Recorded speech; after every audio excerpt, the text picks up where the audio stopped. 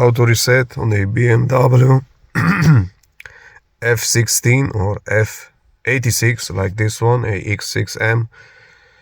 The general inspection or any other service issue.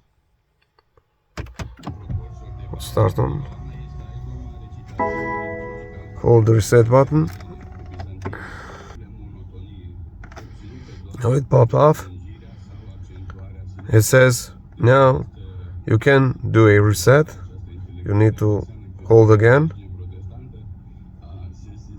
Now it asks you, do you want to reset it? Yes, hold again. Reset is running. Reset done.